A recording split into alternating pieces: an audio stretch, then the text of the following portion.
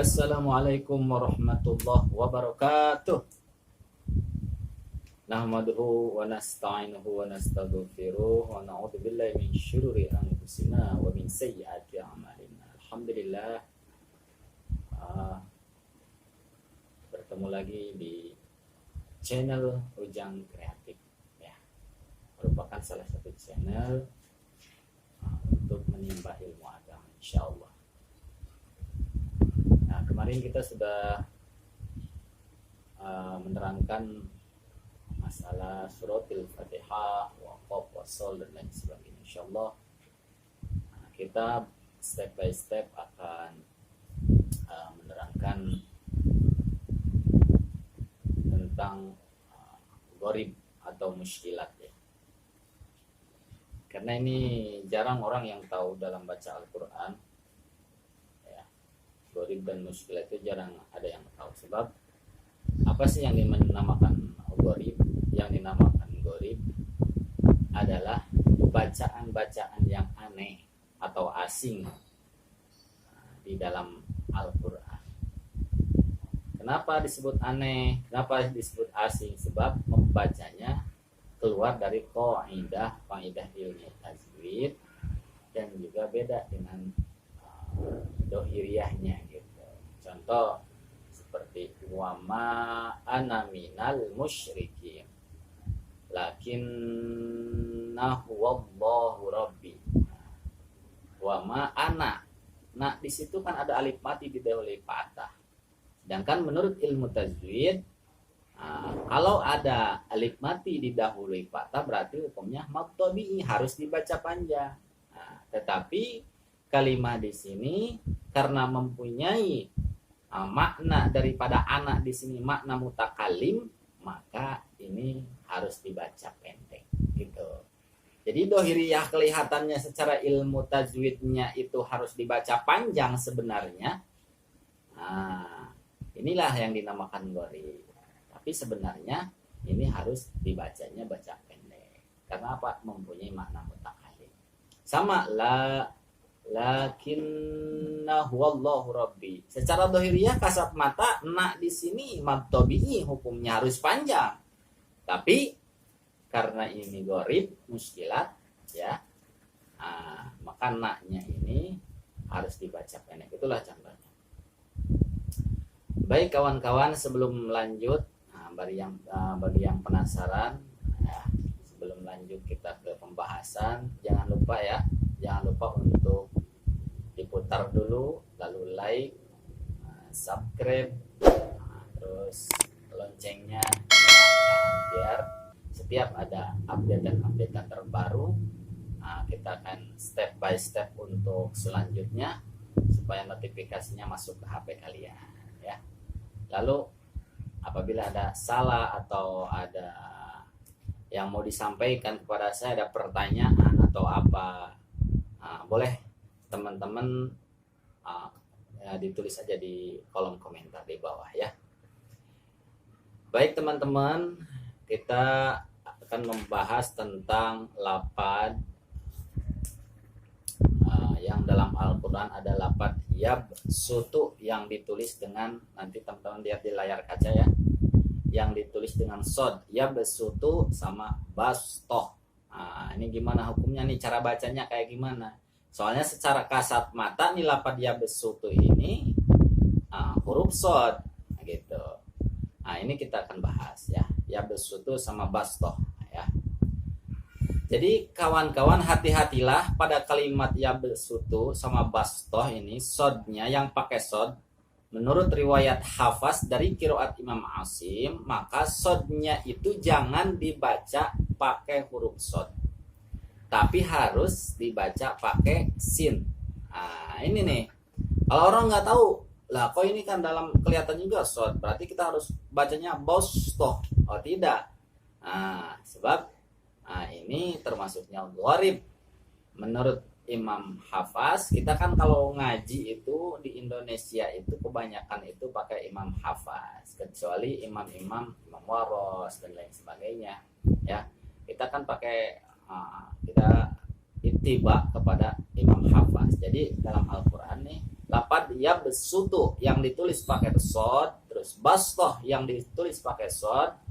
Nah itu maka bacanya jangan dibaca dengan pakai sod, tapi harus dengan sin. Gimana cara bacanya? Yabsutu. Nah, kalau sod yabsutu, kalau sin yabsutu, sin sutu. Nah, sama dengan bastoh. Bastoh dibacanya di bastoh, bastoh. Nah, yabsutu di mana? Yabsutu ini ada dalam surah Al-Baqarah ayat 245. Nah, teman-teman bisa buka, coba dibuka di Al-Qur'an surah Al-Baqarah ayat 245. Jadi bacanya harus yabsutu pakai sin ya. Sama bastoh, bastoh ya, yang ditulis pakai sod juga. Ini terdapat pada surah Al-A'raf ayat 69. Boleh teman-teman dibuka lagi. Surah Al-A'raf ya, ada di situ. Nah, biasanya kalau di dalam Al-Qur'an itu ada cirinya, di atas sodnya ada sin kecil. Nah, yang artinya apa? Artinya sodnya dibacanya pakai sin ya. Bisa dimengerti ya? Udah dibuka ya? Dalam surah Al-A'raf, pertama dalam surah Al-Baqarah, yang kedua surah Al-A'raf. Surah Al-Baqarah ayat 245. Nah, bisa lihat di layar kaca. Surah Al-A'raf ayat 69 ya. Ya, bisa dimengerti. Jadi, yang harus dibaca sin, sod yang harus dibaca sin dalam Al-Qur'an menurut qiraat Imam Hafaz dari qiraat Imam Asim dalam Al-Qur'an cuma ada dua. Ini yang mesti, yang harus ya. Nah, yaitu yabsutu sama bastoh. Jadi jangan bastoh tapi bas, sin. Kayak ngucapin sin aja biasa, bastoh ya gitu. Lalu selanjutnya ada lagi amhumul musaitirun. Ada kalimat amhumul musaitirun ya, sama bimusaitirin. Ini udah beda lagi ya.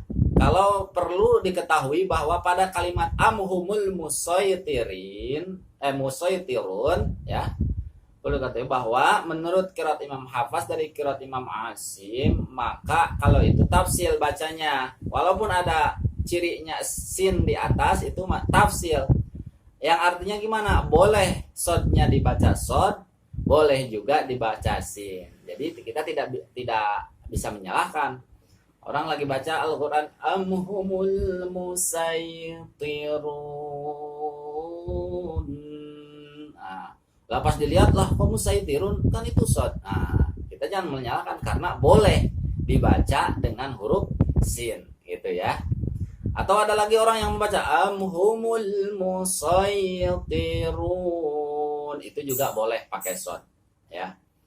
Nah, adapun yang ini amhumul musaitirun di sini ada dalam surah At-Tur ayat 37. Teman-teman kawan-kawan bisa buka ya, surah At-Tur ayat 37. Selanjutnya ada lafaz bimusaitirin. Awas, bimusaitirin ini sod di sini harus dibacanya tetap pakai sod, jangan pakai sin. Nah, jadi tetap kalau ini bimusaitirin karena kita kan ini ada amhumul musaitirun umpamanya, ini boleh pakai sod, boleh pakai sin. Nah, karena kalimah ini kayak sama tapi ini hukumnya beda. Kalau bimusaitirin mah tidak boleh pakai sin, tidak boleh begini bimusaitirin, tidak boleh, tapi tetap harus pakai sod. Ini dalam surah Al-Ghasyiyah ayat 22. Teman-teman boleh buka ya. Nah, itu hukum sod yang secara mata kasat dohiriyah dalam Al-Qur'an kita ngelihatnya itu sod, tapi ada beberapa hukum cara dan bagaimana kita membacanya ya. Ya insyaallah mungkin kita step by step kita akan dilanjutkan lagi karena masih banyak yang dalam Al-Qur'an yang disebut yang dianggap asing membacanya, yang kita ini harus tahu dan harus wajib tahu karena kita kan baca Al-Qur'an ini menurut qiraat Imam Hafaz. Kita ikut kepada itba kepada Imam Hafaz, berarti kita harus tahu ya. dan banyak lagi yang lainnya pokoknya insya Allah. Nanti jadi jangan jangan dilewatkan untuk video-video yang selanjutnya, biar kita bisa menambah ilmu agama, biar kita tahu cara baca yang baik dan benar. Nanti insya Allah akan juga diadakan halaqah tajwid. Ini kita kenapa saya mendahulukan ini dulu, karena ini sangat penting juga ya, sangat penting dan jarang orang yang untuk menjelaskan seperti ini. Karena orang kadang yang penting saya bisa ngaji aja. Sedangkan kalau kita ngaji tidak ada ilmunya, percuma ya, sesuai yang awal saya ceritakan. Kita ngaji tanpa ada ilmunya, kita salah percuma. Tapi apabila kita masih pengen ngaji, pengen tahu caranya, tata caranya, pengen tahu ini apa hukumnya, walaupun kita baca Al-Quran terbata-bata, walaupun kita baca Al-Quran banyak salahnya, tapi di samping itu kita tetap ngaji, tetap insya Allah setiap hurufnya akan dihitung ibadah oleh Allah Subhanahu Wa Taala. Karena apa? Karena tidak ada rasa kesombongan dalam hatinya. Sombong itu gimana lah? Gua mah yang penting mengaji baik, ibaratnya udah nggak mau ngedengerin orang lain bicara, pepatah orang, berarti kan sombong kayak gitu.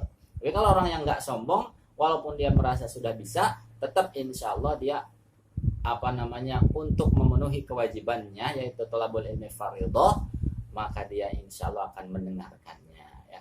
Insya Allah. Jadi mungkin untuk kali ini insya Allah itu aja ya. Jadi tentang hukum shad yang ada dalam Al-Quran menurut qiraat Imam Hafiz ya, dari qiraat Imam Asim. Alhamdulillah, shadaqallahul adzim. Assalamualaikum warahmatullahi wabarakatuh.